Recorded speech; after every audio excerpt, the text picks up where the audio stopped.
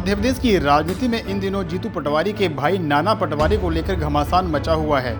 Drugs connection को लेकर नाम आने के बाद जहां बीजेपी जीतू और कांग्रेस पर हमलावर है, वहीं अब इस मामले में एक नया मोड़ आ चुका है। अब इस मामले में एक युवती की एंट्री हो गई है जो नाना के पक्ष में आ गई है। युवती ने कहा है कि वो नाना को 4 से 5 साल से जानती है। नाना ने कभी कुछ गलत नहीं किया। नाना पर लगे सभी आरोप झूठे हैं। साथ ही युवती ने कहा, मैंने नाना पर कोई आरोप नहीं लगाया है, मैं उसकी दोस्त हूं और अभी भी उसके साथ रहती हूं। नाना बहुत ही अच्छे इंसान हैं। मुझे एसपी ऑफिस में बुलाया गया था और नाना पटवारी पे जो भी एलिगेशन लगाए गए हैं वो सब झूठे हैं और मैंने ऐसे कोई एलिगेशन नहीं लगाए हैं। वो काफ़ी अच्छे इंसान हैं। क्या एलिगेशंस लगाए हैं नाना? भाई उन्होंने ऊपर लगाया गया है कि वो लड़कियों को ड्रग्स सप्लाई करते हैं, लड़कियों का शोषण करते हैं, लड़कियों को ड्रग्स का आदी बना रखा है। तो ऐसा कुछ नहीं है, वो काफ़ी अच्छे इंसान हैं। हमने कभी उन्हें ड्रिंक करते ही नहीं देखा, तो हम ड्रग्स का तो सवाल ही नहीं उठता। नाना पटवारी से आपकी कब और कितने समय पहले मुलाकात हुई? 4-5 सालों पहले इंदौर में ही मुलाकात हुई थी उनसे मेरी। जी मैडम, ये पुलिस ने जब रिपोर्ट दर्ज की है, आपके नाम से रिपोर्ट वहाँ दर्ज है, उसके बावजूद भी आप उस बात से नकार रही हैं?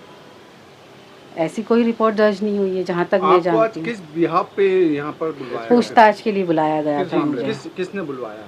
भाई हमने ये कहा था कि आपके नंबर उनके रिकॉर्ड्स में शामिल हुए हैं, तो उस हिसाब से हम लोगों को बुलाया गया था, तो हम लोग इसीलिए आए हैं यहाँ पर। कहाँ से आए हैं आप? मैं तो राजस्थान की हूँ, बट मैं यहाँ पर अपनी सिस्टर के यहाँ पर हूँ। पटवारी मतलब पूरी तरह निर्दोष हैं? हाँ जी, वो बिल्कुल निर्दोष हैं।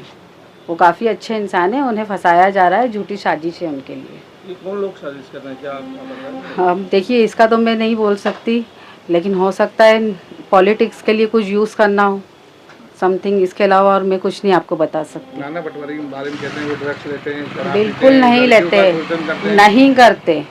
अब जिसने कहा है वो झूठी हकवा है, वो ऐसे नहीं है। मैं उन्हें पर्सनली जानती हूँ, वो बहुत अच्छे इंसान आप है। इतने विश्वास के साथ कैसे कह सकती हैं आप? मैं उनकी बहुत अच्छी फ्रेंड हूँ, मैं बहुत अच्छे से जानती हूँ, रही हूँ मैं उनके साथ, बल्कि रह रही हूँ।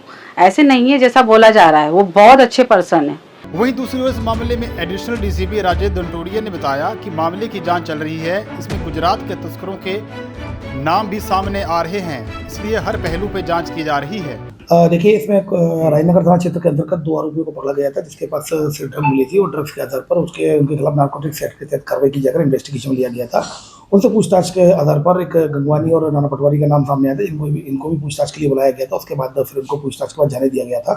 इसमें इन्वेस्टिगेशन जारी है। इसमें गुजरात के कुछ कनेक्शन मिल रहे हैं, जहाँ से कि ये सप्लाई होने की बात सामने आई है। इसमें इस पूरे नेटवर्क को एक बड़ा नेटवर्क इसमें समझ में आ रहा है। इसमें पूछताछ के आधार पर इनको 2 आरोपी गिरफ्तार किए गए हैं। उनसे टेक्निकल एविडेंसेज के आधार पर, डिजिटल एविडेंसेज के आधार पर एक बड़े नेटवर्क का समझ में आ रहा है, जो कि ट्रांस स्टेट नेटवर्क है, जैसा गुजरात तक फैला हुआ इंटरस्टेट है। तो इसमें लगातार एविडेंसेज के आधार पर कार्रवाई की जा रही है। फिलहाल अभी इसमें पूछताछ के लिए कई लोगों को बुलाया जा रहा है और उसको वेरीफाई किया जा रहा है। मैं इतना स्पष्ट करना चाहूँगा कि इस नेटवर्क में जो भी लोग, जो ड्रग सप्लाई के नेटवर्क में जो भी व्यक्ति शामिल होंगे, उनके खिलाफ कड़ी कार्रवाई की जाएगी, उनको बख्शा नहीं जाएगा। सर, इस ड्रग्स नेटवर्क के अलावा कुछ महिलाएं भी शिकायत करने पहुंची? देखिए, जिस तरह की जो कार्रवाई होती है कानून में एक एविडेंस बेस्ड कार्रवाई होती है। तो इसमें जैसे ही हम लोग जिसमें इन्वेस्टिगेशन कर रहे हैं, जैसे जैसे एविडेंस से जाते जाएंगे, उसके आधार पर वैधानिक कार्रवाई की जाएगी। खैर, लड़की ने कहा कि उन्होंने कभी भी नाना पटवारी को ड्रिंक्स करते नहीं देखा है। ड्रग्स मामले को लेकर उनको फंसाने की साजिश रची जा रही है।